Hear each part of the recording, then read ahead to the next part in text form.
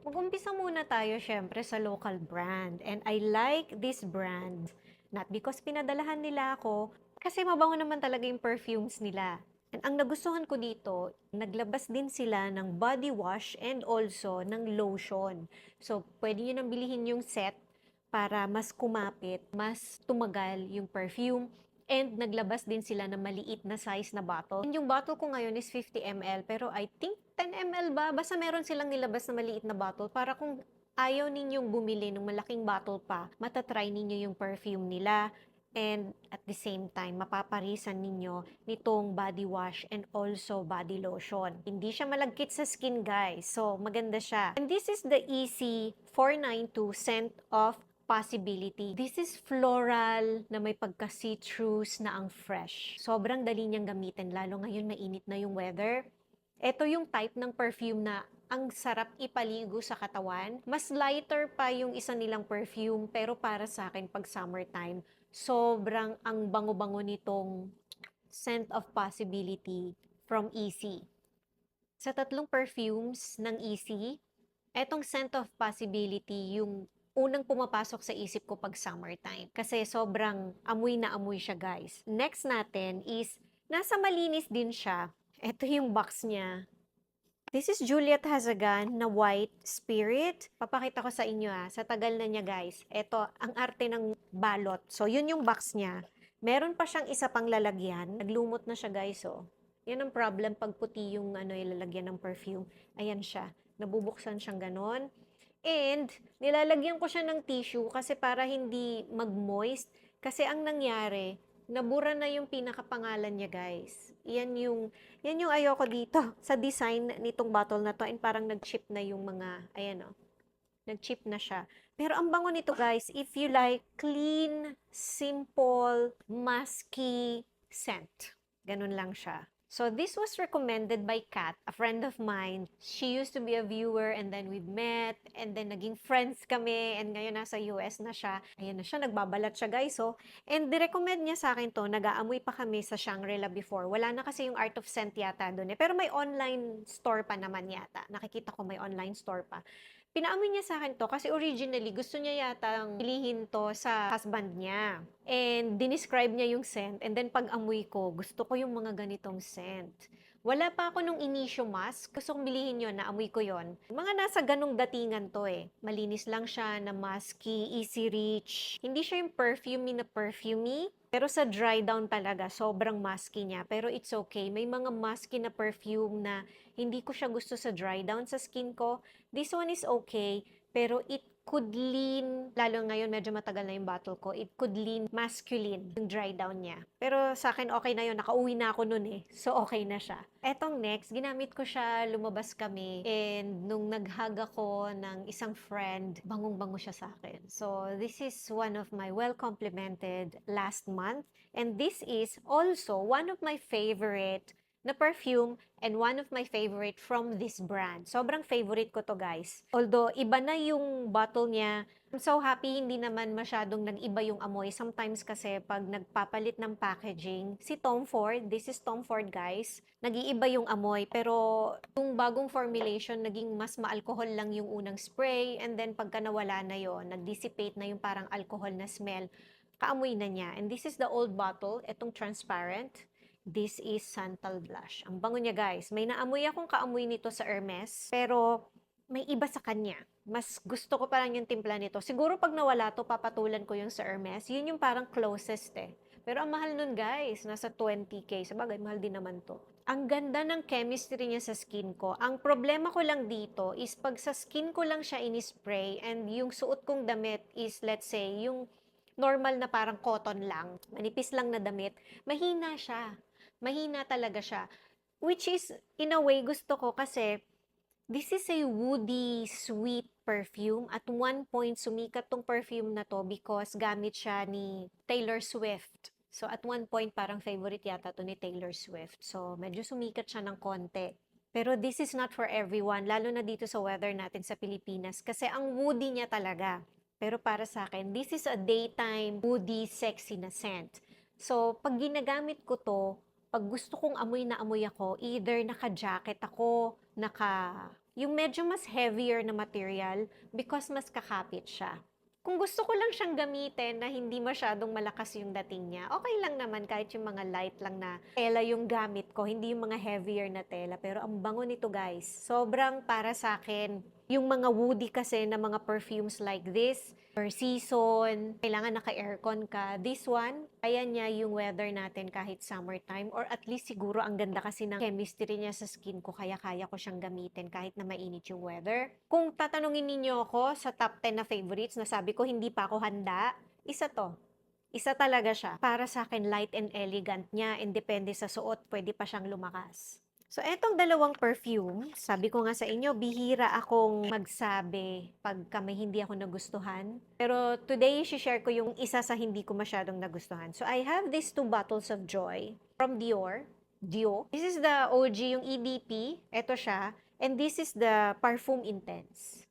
Sabi ko, gagawan ko ng review. Hindi ko na silang dalawa nagawan ng review. Nakalimutan ko na. Yung OG, yung ginamit ko to nung time na kalalabas lang nito, nakokomplementan ako pag gamit ko siya. Hindi na ako nakaka-receive ng compliments ngayon pag gamit ko yung itong OG, yung Eau de Parfum. Pero it's okay. It's beautiful, floral na perfume. Medyo kaamoy niya si Chanel na Allure na perfume, which is, mas gusto ko yung EDT nun, yung EDP, hindi ko masyadong gusto.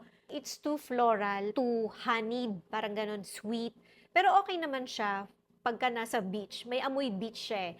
And ngayon, medyo matagal na tong bottle ko, na-associate ko na siya sa amoy ng Chanel na Allure, Women. Pero etong EDP Eau de Parfum, kaya siya ng skin ko eh. May pagka-powdery din siya. Nagbo-borderline amoy matanda, amoy matured. Yung mga strong, floral, honeyed, klase ng perfume, ganun yung dating nito. Etong Parfum Intense, ang lakas ng patchouli niya guys. Pagdating sa dry down, sobrang hindi maganda yung timpla ng patchouli niya sa skin ko. Amoy lupa. Amoy lupa siya. Pero what I did is, ito yung inispray ko, bewang pababa. And then, itong Eau de Parfum, itong OG, ang inispray ko naman, pataas. Para gusto ko yung naaamoy ko sa taas ng katawan ko. So, ganun na lang yung ginawa ko guys. Pero hindi ko masyadong gusto yung patchouli niya. Sobrang tapang. Although mabango, siguro sa cooler weather, sa abroad, baka maganda siya. Pero kung bibili kayo ng Joy, unahin niyo yung Eau de Parfum, lalo na kung sa weather natin dito sa Pilipinas gagamitin. Pero syempre, might as well test din yung Parfum Intense. Hindi ko alam kung may discontinued na dito sa dalawa. Hindi na ako nag-check. So, etong next, I think this is discontinued na talaga. And this is the Miu Miu Low Blue Eau de Parfum. Naghahanap pa ako ng maliit na bottle nito. Nakahanap ako ng, this is 50 ml eh. Nakahanap pa yata ako ng 30 ml and yun na yung last na stock ko. May pagka-green yung note nito and may pagka-aquatic. Pag tinitignan ko pa lang yung bottle, ang iniisip ko kagad, ang naaalala ko sa kanya, may pagka-aquatic siya. Bagay na bagay siya sa weather natin dito sa Pilipinas kasi hindi lang siya yung aquatic and green na ang fresh. Pagka tumagal siya sa skin, meron siyang parang woody note. May akigala wood siya and may musk siya sa dry down. Medyo tatamis siya ng konti and medyo mas magiging floral pa siya ng konti kasi sa middle na note niya meron siyang rose. So, interesting siya kasi ang boring niya sa umpisa. Parang aquatic lang na almost clean, soapy kind of perfume. Pero pag tumagal na siya sa skin tsaka sa damit mo, mas babango pa siya. And this is good for everyday na klase ng perfume. Ayun lang guys, discontinued na siya kaya magmo-move on na ako sa next na perfume kasi baka maasar lang kayo, wala nang kayong mahanap. This is the Miss Dior Absolutely Blooming. Hindi ko sure kung meron siyang vanilla guys, kaya nag-darken na siya. Yung mga vanilla na notes pag tumatagal siya, nagda-darken siya. So eto, nakalimutan ko kung gaano siya kaganda. Spray ko siya ulit. Ang strong niya, pero ang fresh. Floral, fresh. And I remember, nung tumatagal na siya sa skin ko, mas nagiging sweeter pa siya. Pero at the same time, ang fresh niya pa rin. Ang ganda ng timpla nitong Absolutely Blooming. Kaya pala meron ako nito. Bagay siya sa summertime, guys. Huwag kayong matakot na gamitin siya sa summertime. Para sa akin, floral siya na sweet pero ang fresh. Ang elegant ng pagkakatimpla niya. Kung naghahanap kayo ng ireregalo na medyo expensive na perfume, ipang blind buy sa college pataas, or kahit sa wife nyo lang, pang everyday, all year round magagamit, ang ganda nito, netong Miss Dior Absolutely Blooming. Ngayong inaamoy ko siya, gusto ko na naman siyang gamitin kasi ang fresh niya talaga, guys. Hindi ako naka-receive ng compliments dito. Pero ito yung isa sa perfume na habang gamit ko yung perfume, ako sa sarili ko, bangong-bango ako sa sarili ko. Next is itong The Golden Lullaby by Zara. Nagustuhan ko siya kasi malinis, easy reach, madaling gamitin, pang errands sa perfume. Kaamoy niya si Blanca Porte. Medyo may salty note lang siya or magiging mas salty lang siya sa skin pagka tumagal. Maganda siyang ihalo sa ibang perfume. At least para sa akin, yun yung plano ko sa kanya. Ihalo ko siya. Pero kung gusto ninyo ng clean lang, almost parang amoy baby skin, tubig, ganun kalinis na perfume, try this one. Amoy malinis lang, ganun siya. So, etong next is Orpyeong na Eau de Toilette, EDT. Ayan siya guys, nagawan ko na to ng separate na review comparing dun sa Eau de Parfum. Bango niya. Yung mga hindi lang naman natutuwa dito, yung mga sobrang in love dun sa Eau de Parfum na nag-e-expect na magiging kaamoy niya si Eau de Toilette. Hindi naman. Sa dulo, may hawig. Pero hindi talaga sila parehas. Parang night and day. Night yon, day to. Fresh siya, clean, may pagka-green. Masculine leaning tong perfume na to. So kung lalaki kayo na nanonood sa akin na naghahanap kayo ng bagong, fresh, green, easy reach na perfume all year round bagay sa weather natin sa Pilipinas, maganda tong Orpyeong na Eau de Toilette. Kung babae kayo, i-test nyo muna sa store. Ako kasi kaya ko siyang gamitin and gustong-gusto ko siya. Gustong-gusto ko siya guys, madali siyang gamitin. Pero i-test nyo muna kasi baka hindi nyo magustuhan. Kasi yung experience ko nung tinetest ko to sa store, hindi ko siya nagustuhan nung una.